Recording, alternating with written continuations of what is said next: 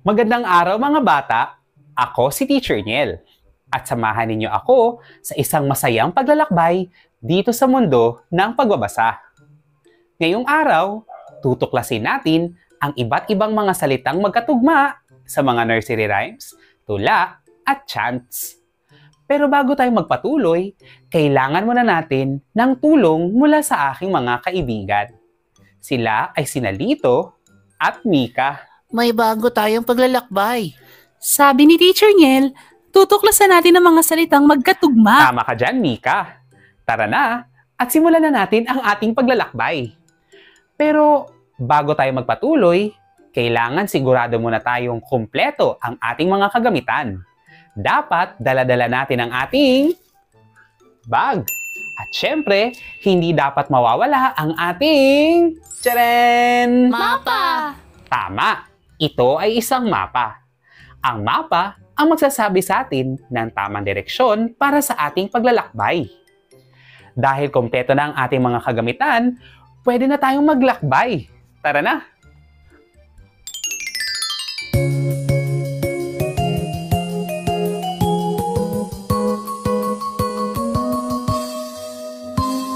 Halina at tuklasin, tunog ay pakinggan, mga salitang magkatugma pag hinanap kay saya.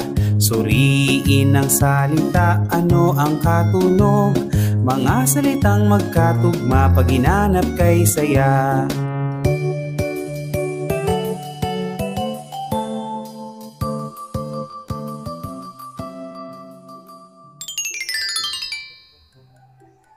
Narito tayo sa gubat ng mga salita. Ating basahin ang ilan sa kanilang mga bunga.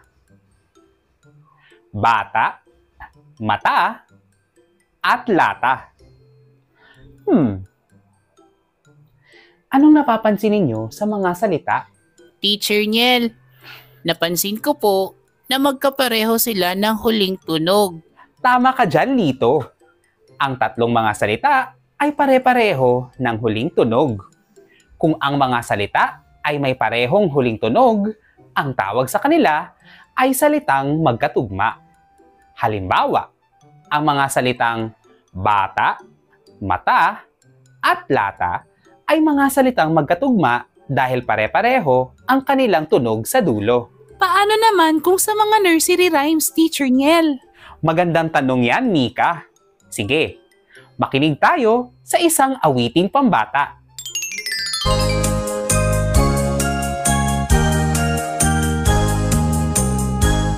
Bahay kubo, kahit munti, ang halaman doon ay sari-sari, singkamas at talong, sigarilyas at mani, sitaw, bataw, patani, kundol, patola, pupot, kalabasa, at saka mayroon pang labanos, mustasa, sibuyas, kamatis, bawang at luya. Sa paligid-ligid ay puno ng linga. Makikita natin na ang mani at patani ay magkatugma. Pareho silang may tunog na ni sa dulo. Ang mga salitang kalabasa at mustasa ay magkatugma rin. Pareho silang may tunog na sa dulo. Ngayon alam ko na kung paano hanapin ang mga salitang magkatugma. Tama, Lito. Ngayon naman, subukan naman natin ito sa isang maikling tula. Makinig. Ang munting tahanan. Sa isang maliit na bayan, nariyan ang munting tahanan. Sa tabi ng puno't halaman, kung saan may saya't tawanan. Ang munting tahanan. Ano-ano ang mga salitang magkatugma sa ating tula? Bayan, tahanan, halaman, at tawanan. Tama ka, Mika. Ang mga salitang binanggit mo ay may tunog na an sa dulo. Lagi nating tatandaan na madali lang mahanap ang mga salitang magkatugma kung papakinggan natin ang kanilang huling tunog.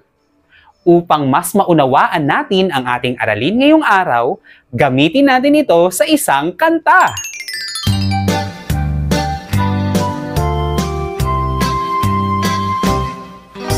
Mga salitang magkatugma sa mga tula at awit pa. Makinig, makinig, tunog ay pakinggan. Dulo ng bawat salita, pareho ang tunog nila. Hanapin mo, ito ay masaya. Ang bata at mata ay salitang mayroong tugma. Ang alon at talon ay salitang gaya nila. Oh, mga salitang magkatugma sa mga tula at awit pa. Makinig, makinig, tunog ay pakinggan. Mga salitang magkatugma sa mga tula at awit pa. Makinig, makinig, tunog ay pakinggan. Dulo ng bawat salita, pareho ang tunog nila. Hanapin mo, ito ay masaya. Ang yeso, laso at baso ay mayroong tugma. Ang dila, pala at bola ay gaya rin nila. Oh, mga salitang magkatugma sa mga tula at awit pa. Makinig, makinig, tunog ay pakinggan. Makinig, makinig, tunog ay pakinggan.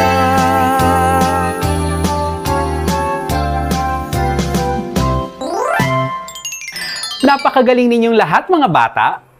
Ngayong natutuhan na ninyo kung paano maghanap ng mga salitang magkatugma sa mga nursery rhymes, tula at chants, pwede na kayong maglaro at maghanap ng iba pang mga salitang magkatugma sa inyong kapaligiran o di kaya'y sa inyong silid-aralan. Ang saya-saya! Siguradong gagamitin ko ito sa susunod na magbabasa ako ng mga tula. Ako rin, Teacher Niel. Tama kayo, Lito at Mika. Lagi natin tatandaan mga bata na ang pag-aaral ay mas masaya kung tayong lahat ay nagkakaisa at nagtutulungan. Hanggang sa susunod na paglalakbay natin mga bata, hanggang sa muli!